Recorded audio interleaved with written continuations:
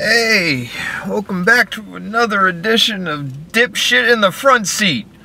I just got out of Smallfoot, and guess the best way I could describe this is pleasantly surprised. I was not expecting what I got, because I really hadn't heard about this movie until about a week ago, to be honest, and like I say, it was something yeah, the best way I can describe this is pleasantly surprised. The movie itself was not the cynical piece of shit that I was expecting, which made me happy. Is it a masterpiece in any way, shape, or form? Not really. The best way to describe this film.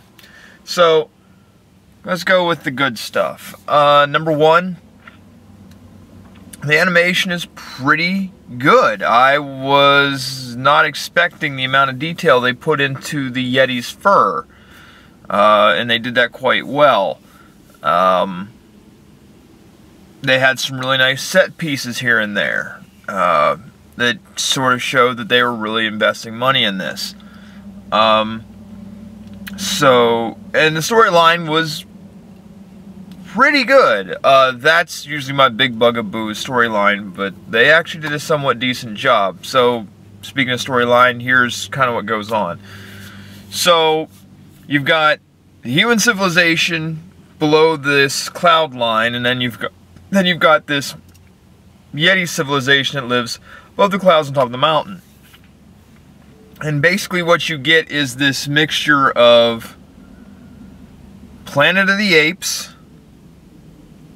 and Fraggle Rock for kids. Because there's this whole thing about there's nothing below the cloud line and they're living this weird lie. Yeah, very kind of like I was getting heavy Planet of the Apes undertones with this. And at points there are things that sort of allude to it, like the chief of the town is known as a stone keeper, and he wears basically all of the laws of the Yeti on their body, like a giant vest. And God forbid if any of the stones are wrong, because if there's one wrong, then they all could be wrong, and then civilization as they know would fall apart. But I was kind of shocked by that. Like, I was not expecting such a there's a lot of progressive messages in this movie, and I was, like I say, surprised by that. Because what happens is the hero of the movie sees one by accident. He gets banished for it because he's saying that the stones are a lie, because, you know, logic. And he can't come back until he admits that he was lying, or he can prove it, essentially. And he discovers a character who's like a Steve Irwin type, and brings him back, and it disrupts everything, as would be expected. And then the Stonekeeper's got to say, alright, here's why we tell you not to go into the Forbidden Zone. And then explains the reasons why. And for a kid's movie, yeah, it hits all the familiar beats. It does all those things that are, you know, expected. There's going to be a love interest. There's going to be that part in the second act where everything goes south, and now you gotta turn things around. But if there are detractors to this movie, and this is the big reason why I'm not gonna, I'm, like I said, pleasantly surprised, but still kind of things that I'm complaining about. There's a lot of unneeded songs in this movie. including a cover of David Bowie and Freddie Mercury's Under Pressure, which makes me grumpy, because why would you take a good song like that and butcher it? I mean, I'm not against covering a song, but at least do it, you know, well. But they don't.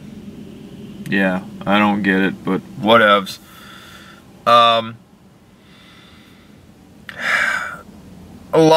Basically a lot of this, one thing about this movie that I was not a fan of, aside from that, was it's really fast paced. Like, things just happen, like, really quick. Not that there's anything wrong with that, but the fact that a lot of this just sort of hits. There's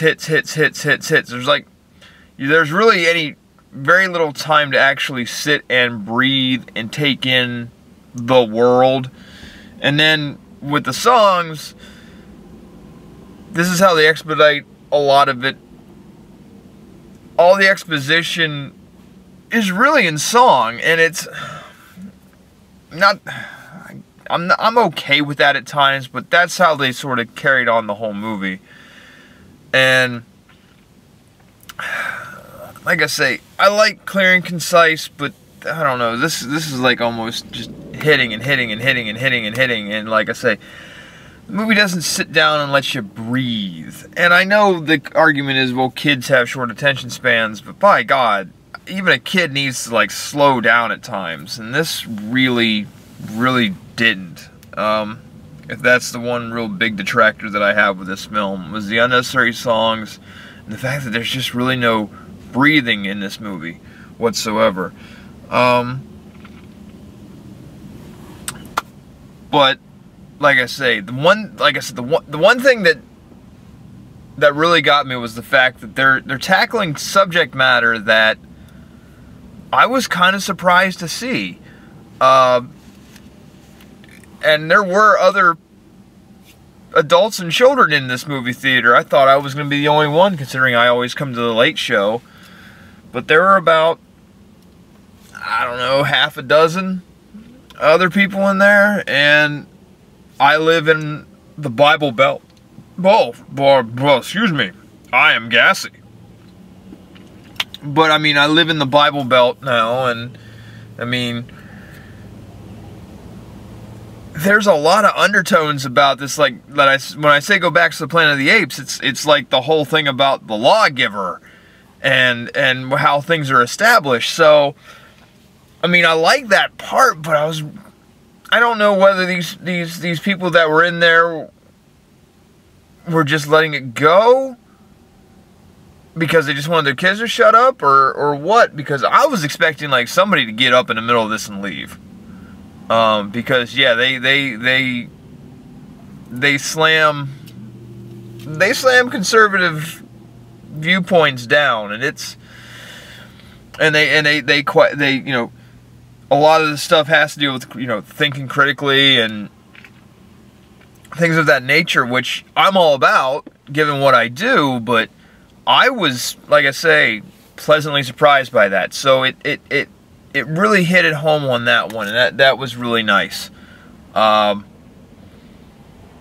Celebrity voices, as you know, this is a big budget movie, so therefore you have to have celebrity voices. I don't know, they worked for the most part, but they just not necessary. Like Danny DeVito's in this movie, and I'm just like, is this needed? Which is another thing about this movie. Danny DeVito's character has a really interesting story arc that they don't really resolve all that well, or at least they don't spell it out. Because he did resolve it in his own way. Just, I don't know, I kind of wish they'd have hung on that a little bit more, because DeVito's character is the gong ringer, which brings the sun snail out every day, and one day he actually misses in the middle of all this, and he's like, oh, that stone is wrong. So, yeah, something else they could have fleshed out a little bit more, but I guess for 80 minutes, what are you going to do? Which is another thing about this movie. was 80 minutes, and it felt like 80 minutes because everything was pretty compact, but I mean, there were other points in there, like they could have just fleshed out, let this thing breathe for an extra 10 minutes, would have been just great. Man, but most of the other casting was okay. I mean, do I need James Gordon or whatever his name is in this? I don't know. Could have been anybody as far as I'm concerned. The one voice actor, well, there's two voice actors in this that I just didn't feel like I have opposite feelings about. Number one, LeBron James. I don't care.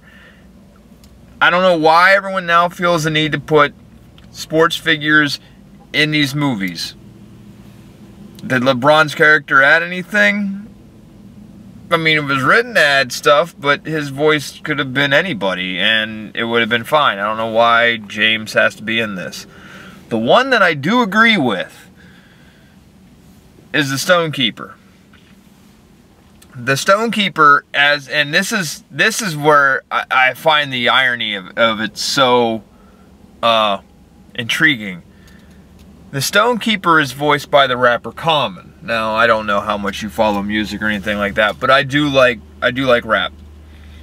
Common is a rapper of the conscious style, and that's a style that, you know, tries to make people think about the lyrics and their world and whatnot. And here he is in a position of, you know, keeping the peace of the society. And his song, like his song is the only song that I was actually okay with, because A, Common can rap and sing, and B, it worked well with what he was trying to do.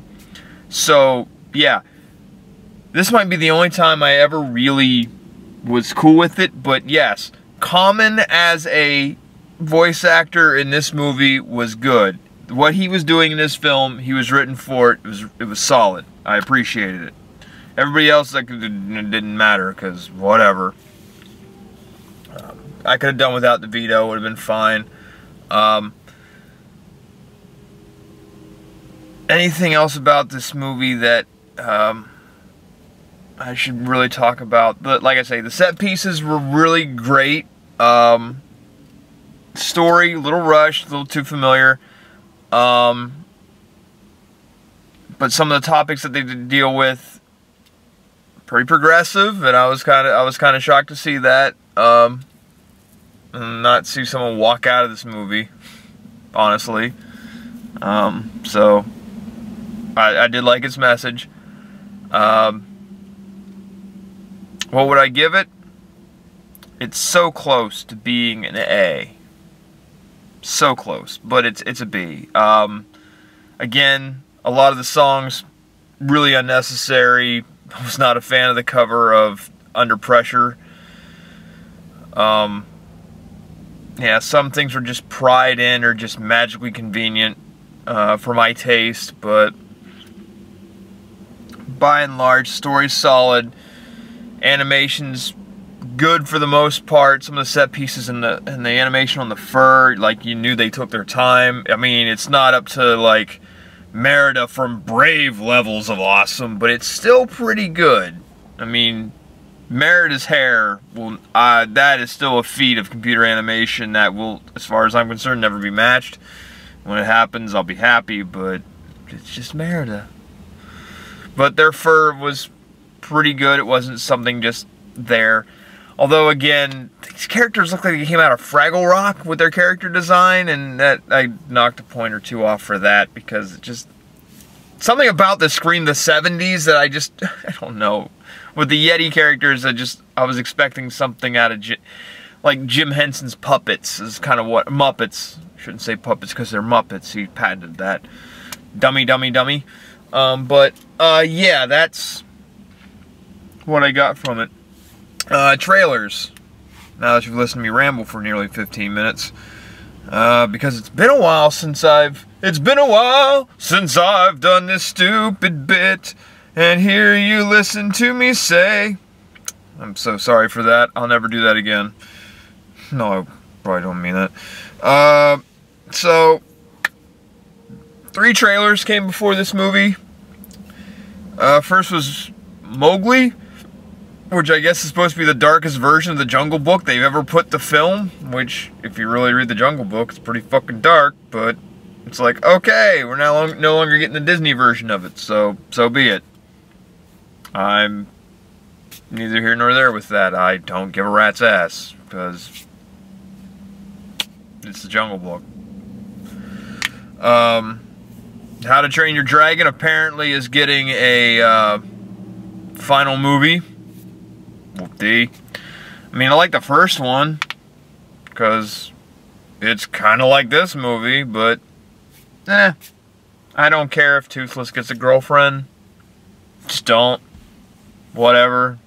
Whoop-de shit.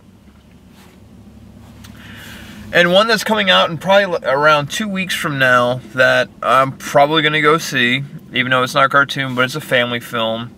And that's sort of my deal with the movie First Takes is it a family film? Is it a family film or is it an animated movie? I'll go see either one. Goosebumps is getting a sequel, and never watched Goosebumps, but I'm probably, or read the books, I'm probably gonna go watch this because I already see it as some cynical bullshit, and I'm just gonna have a field day. But yeah, those are the trailers. Again, solid movie, so close to getting an A, just a couple things just fell short. A lot of familiar beats.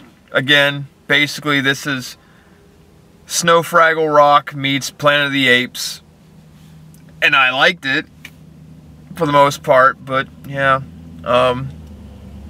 don't take your nephews or your nieces to see this on opening weekend. Wait until Netflix or it's on video rental, because again, coming to the theater and paying full price. Matinee would be a better idea. You can come here for a matinee, shut them up for 80 minutes, because, I mean, yeah.